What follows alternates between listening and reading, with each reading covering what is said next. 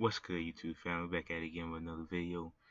I apologize for the poor lighting and stuff, but I'm making these videos on the fly, trying to get some stuff taken care of. So I'm inside my closet right now. But I want to make a couple of videos today, really quick. This is part 2 of how to hustle. I make this video not substantially, particularly to talk about money, but how to hustle, not talking about in a legal way, but in my own ideology, how to hustle. I don't make these videos. I make these videos to hopefully one day, get my message out there. But I could care less. But if you just watch the video, just click on it and watch it. You ain't gotta subscribe. You ain't gotta like it. Whatever. Just click on it and watch it. I swear, all the videos I try to make have some form of intelligence inside of it. Maybe have a couple of gems in each and every video. But let's get right to it. How to hustle for real. I made a part 1 of how to hustle video. My response to Mr. Eric Gardner, Philando, and and Mr. Alton Sterling passing, and how both brothers made will have to pay the ultimate punishment for just simply trying to make it and trying to provide for their family. I told you I'm very traditional in the sense that I believe a man's mission is to protect and provide for his family. A lot of other things too, discipline, love and all that kind of stuff. But two of the major key components that cannot be left out of the formula is almost like trying to make soup is almost like trying to make not even that is almost trying like to make anything you can imagine that's just of some importance. You have to have those ingredients inside of it. You know what I'm saying? It's like making a cake without sugar. It's like trying to make ice cream without milk. It just those are the key components you need. So as a man, you have to provide and protect your family, and they pay the ultimate sacrifice. So I made the video how to hustle, and don't be afraid of the hustle. Is part 1 of the hustle series that I've done, and so forth and so on. Those key components work so well because you got T.I. in the Family Hustle, which he shows a very mature black man in the state and form of how he's matured and grown, and so forth and so on. But just how to hustle for real. I made this video partly, and it gives me influence with so many things, so I'll try to break it down. I don't mean to waste your first 2 minutes of watching the video, but let's get right into it. How to hustle for real. I was watching a documentary on PBS, and it was about a recreation crew in Washington D.C. And they basically went around and rehabilitated parks, and the government gave, or the city gave, the organization grants to revitalize the park, or the government gave them grants to go inside there and revitalize the park. And you had the city that they were doing it in going against them, saying they did not want it done, and saying people were complaining and so forth and so on. But not even above that, I saw the makeup of the workers. The workers were ex-prisoners. And I was so happy that the brothers were able to get an opportunity to work and get an opportunity to make money and stuff because it was a paid work program. But at the end of the thing, when the funding got canceled, the brothers had to quit and find other jobs. And to me, although I was happy that the brothers got jobs, the saddest thing to me to see were the brothers putting on their little suit and ties, and they had like their little certificate of completion program. And it's not me dogging the brothers, not me disrespecting the brothers. I'm glad that they were able to get it, but at that very moment, I did not see. I saw fear. I saw sadness. I saw control at its greatest form possible. When you don't know how to provide for your family, you don't know your next meal is coming. And I saw almost like childlike, where they reverted back to childhood. You had your little folder and trying to press out your little piece of paper to take to your parent or take to some authority figure, and trying to impress them into the form of almost giving you something. And it almost went back to don't have shame in taking a job, because everybody needs a job and everybody can quit their job and be an entrepreneur, but at the same time always have something ready. And I went back and talked about the company that I showed you in the commercial, and how the owner was teaching his children how to own things, but the black people were inside there in the factory working. And I talked about the ownership versus the employer. I talked about us being consumers and spenders instead of owners and builders. And I saw this thing. And the initial first number one key that I want to give you how to hustle for real is grant writing. It's grants. It's asking for funding.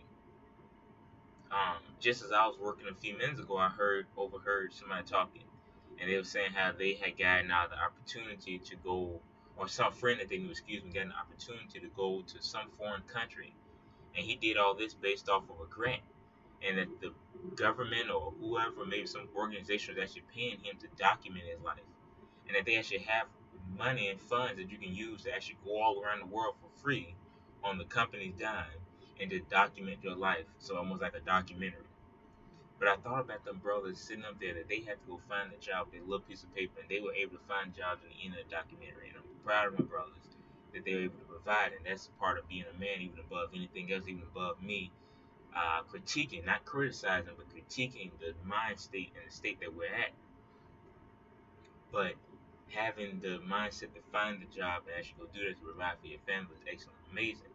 But the guy who was over the program is a non-black guy, of course, and he was almost that, and the brothers were actually mad at him at certain point in time because he had the attitude of like, y'all need me, and he was saying how he was not being fair, and that he was almost not coming off maybe not as racist, but as their boys and I'm men.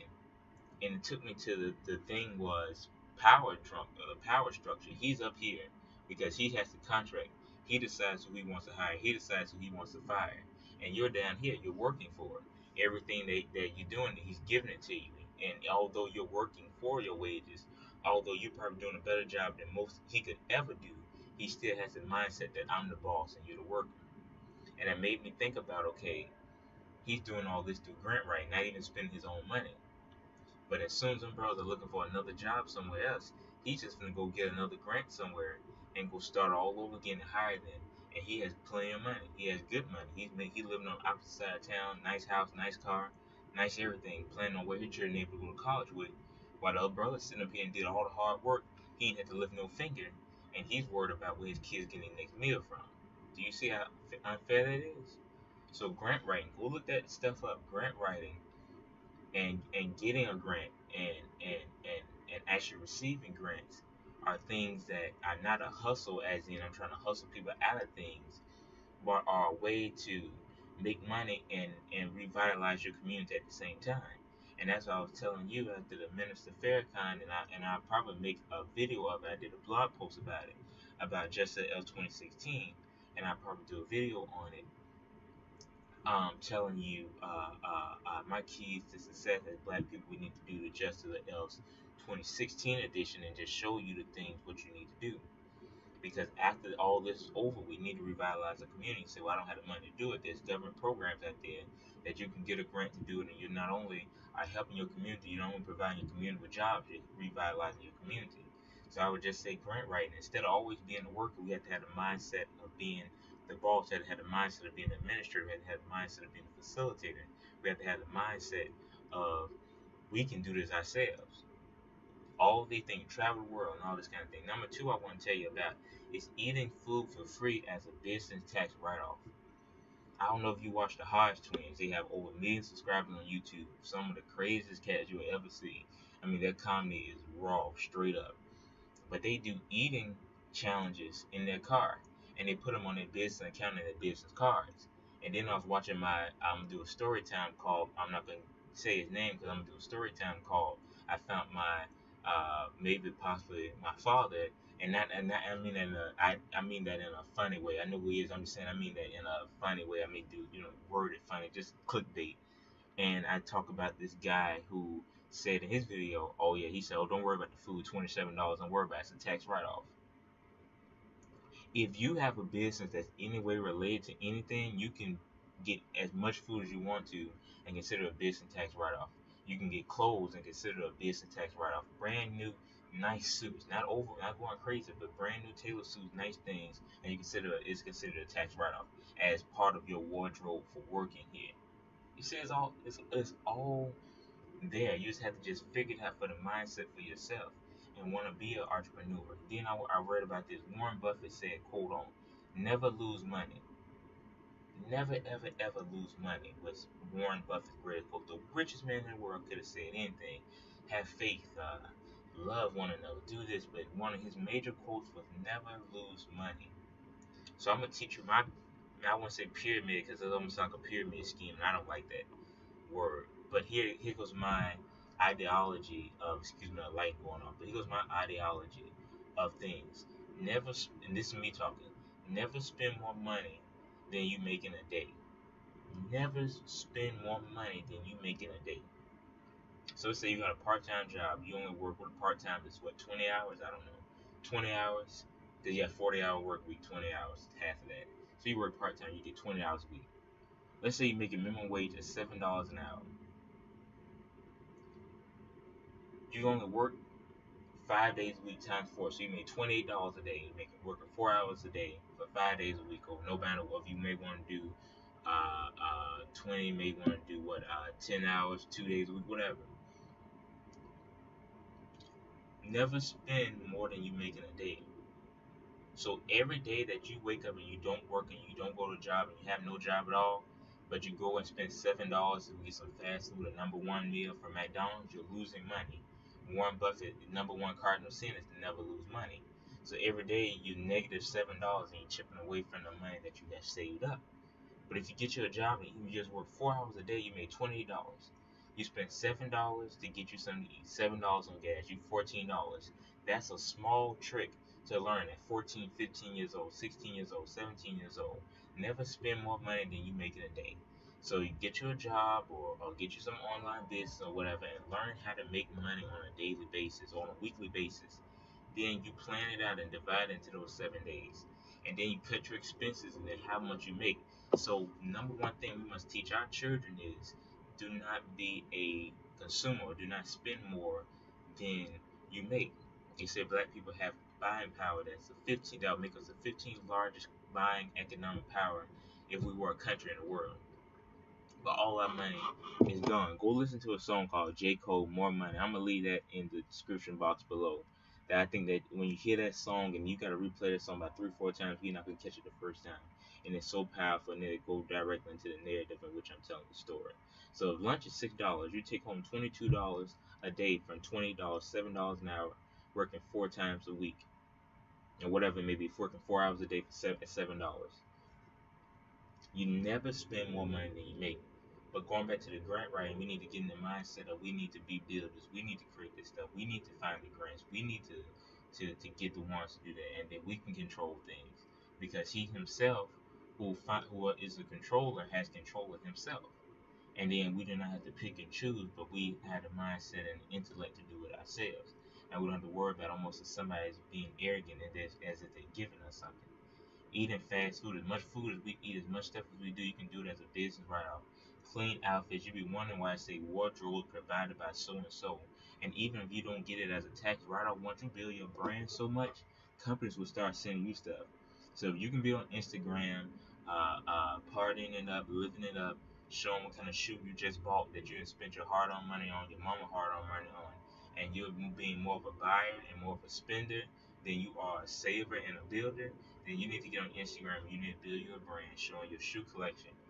I collect shoes. Dude Flaws. There's a dude named Paul Cantu, and he goes to the thrift store, and he has crazy editing and all this kind of stuff. And people saying he's misappropriating our culture. I don't know. He possibly is, but I make the idea that at the very least, he's doing this, and he's created a lane and an avenue for himself that we could be doing. And he's on there talking about Jordans, and you got 30 pairs of Jordans in your closet, but you're not making a dime off of them. That's beyond stupid, and that's no disrespect. That's not throwing no shade. I'm just being honest. It's beyond crazy. So find something that you love. 360 Wave Process makes money. I may leave a link in the description for one of his videos, and he has a video called 360 Wave Process. Rashad Raw, where he makes money and has almost has 100,000 subscribers on one channel. It's close to 5,000 away from having 100,000 on the other channel because he does what he loves. He does waves, track videos, and how to make money videos and just financial videos. And he's made an avenue for himself. So now people maybe not be sending him things free, but he's able to promote parties and party and make money from it. All these girls doing these beauty makeup videos and all this kind of stuff. They're getting free products, free clothes. All these beautiful young women doing this, and instead of being on Instagram, feeding into the negative stereotyping or um, fall into the, I guess you could say, the sexist society of being of vanity, of being of whatever. They're using their beauty to not be on there and they're caring about what goes down in DMs, but they're using it to build empires for themselves, and that they're actually using uh, uh, their beauty and their intelligence and their smarts to get free stuff and to buy cars and buy homes off of something that they love doing. So I say all these things, how to hustle for real. It's all here in the blueprint. It's all here in the avenue. You can buy your food on a daily basis, whatever you want it, not have to pay for it, or maybe have to pay for it, but it goes back on your tax and it balances itself out somehow, somewhere. I'm not sure about everything. Of course, like I said again, I'm no genius. I don't know all the terms, but I can watch videos on YouTube and show you what these things mean. The grant writing. You ain't gotta go for no handout. Please, sir, give me an opportunity. No, you can be like, okay, I secured this grant. Now I'm gonna hire them. I secured this contract. I got a landscaping crew. I'm gonna hire my brothers, and we're gonna go out here and do this, and we're gonna make a business for ourselves. We're gonna make a brand. Instead of me being on Instagram, partying it up, instead of me being on Instagram, wearing, and I'm saying, I'm using it interchangeably with male and female. Instead of me being on here trying to see who's talking to me or who's liking my pictures, I'm gonna make a brand for myself, you know. And even at the very least, if you are the brother who likes being a plug, because not everybody wants to be a boss, not everybody wants to run a business. If you're the brother or the sister or whoever who like this, okay, I just want to work. I just want to make a living and be whatever it may be. You may love retail. You may want to spend your whole entire life there. You may love tires. You may want to work your whole entire life as a mechanic. You may love whatever it may be. You may love going in the mall, so you may want to be mall security for the rest of your life. Whatever it may be, but you have to have the mindset of never spend more than you make a day. So when you spend lunch, you calculate that into your daily budget. And each and every day that you get up, even if you don't go work for 4 hours a day, if you don't do them to write a book, but make sure that you word of mouth and marketing that book where you're selling at least 10 books a day. Make sure that every time you go out there and spend something that you're making just as much, if not more, than what you spent. So you'll never be in the negative. But I definitely wanted to make that video. I didn't want to make the video over 20 minutes. But how to hustle for real, it's a mindset, it's an ideal, it's a thought process. But I'll continue to keep make these videos and show you different ways of how to make money and how to be smart with your money, how to do all these things. But this has been the Brown Brother once again. I want to say once again, RIP to my brother, and father figure, and father could have, in another word, probably could have been my father, Mr. Eric Gardner, to Mr. Alltown Sterling, for just trying to provide for their family. They paid the ultimate price for trying to do something that God put us on this earth to do for our righteous destiny, which is provide and protect our family. I just want to say to everybody, peace and many blessings. As always, this is Brian Brother. I'm signing out.